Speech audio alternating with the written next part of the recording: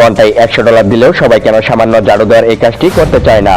কেন লোকটি 100 তলা বিল্ডিং থেকে লাফিয়ে পড়ছে? বন্ধুরা, এসব প্রশ্নের উত্তর জানতে হলে ভিডিওটি সম্পূর্ণ দেখতে হবে। তো চলুন আলাদার আজকের এপিসোড শুরু করা যাক।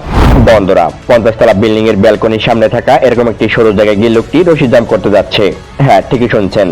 হয়তো ভিডিওটি দেখে ছোটবেলার মেয়েদের এই রশি নিয়ে খেলার কথা মনে পড়ে যাচ্ছে, তাই না? কিন্তু এই লোকটিকে দেখুন, কতটা নিখুঁতভাবে রশি জাম্প করছে। সামান্য এদিক সেদিক হলে লোকটা কতটা ভয়ঙ্কর বিপদে পড়বে তা একবার কল্পনা করুন। লোকটি সকালবেলা শরীরচর্চা করার সময় নিজের ফোনে ভিডিওটি রেকর্ড করেন।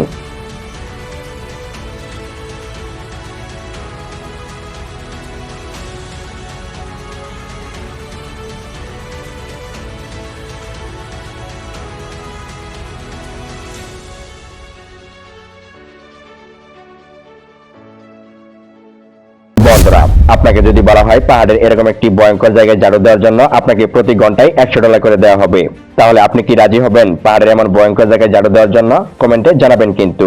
এই পাহাড়টি চায়নার ইউনান প্রদেশে অবস্থিত। বন্ধুরা, এই আন্টি এখানে কি করতে যাচ্ছে চলুন দেখে আসি।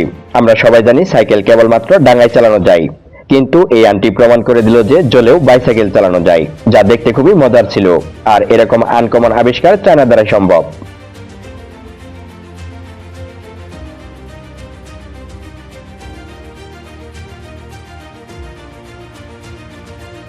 বন্ধুরা, এটি হলো স্পেনের ঐতিহ্যবাহী একটি খেলা, যার নাম হলো সাল্টা দেল পাস্তর। এটি সাধারণ একটি লাঠির সাহায্যে এভাবে লাফিয়ে লাফিয়ে খেলা হয়।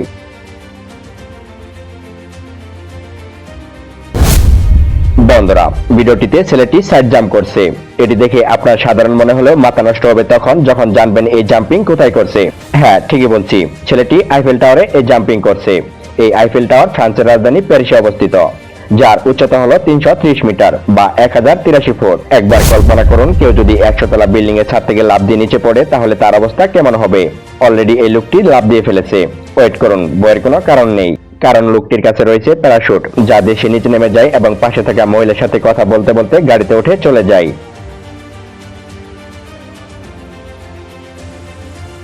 কি হবে যদি কেউ একজন এত উঁচু পাহাড় থেকে নিচে পড়ে যায়? বন্ধুরা, ইয়াংদাং এর এই পাহাড়গুলো চীনের দক্ষিণ পূর্ব জেজিয়াং প্রদেশে অবস্থিত। খাড়া খাড়া এসব পর্বতের প্রাকৃতিক সৌন্দর্যের জন্যই ইয়াংদাং এর এই পর্বতকে চীনের মাস্টারপিস প্রাকৃতিক হিসেবে বর্ণনা করা হয়। এই লোকগুলো রশির সাহায্যে এভাবে এক পাহাড় থেকে অন্য পাহাড়ে যাওয়ার চেষ্টা করছে। কি দেখে ভয় পাচ্ছেন? আপনি কি কখনো এমন পাহাড়ে এভাবে ট্রাভেল করার ইচ্ছা পোষণ করবেন? এ বিষয়ে আপনার প্রতিক্রিয়া কমেন্টে জানাতে পারেন। বন্ধুরা, এখন আপনি এমন একটি নাগরদোলা দেখতে পাবেন যা জীবনে প্রথমবার দেখতে চলেছেন। বন্ধুরা, আমরা কম বেশি সবাই আমাদের আশেপাশে মেলা বা বিভিন্ন অনুষ্ঠানে নাগরদোলা দেখে থাকি, কিন্তু এই নাগরদোলা সেই নাগরদোলা নয়। এটি হলো একটি শাটার কোস্টার, যা ইউ আকৃতির।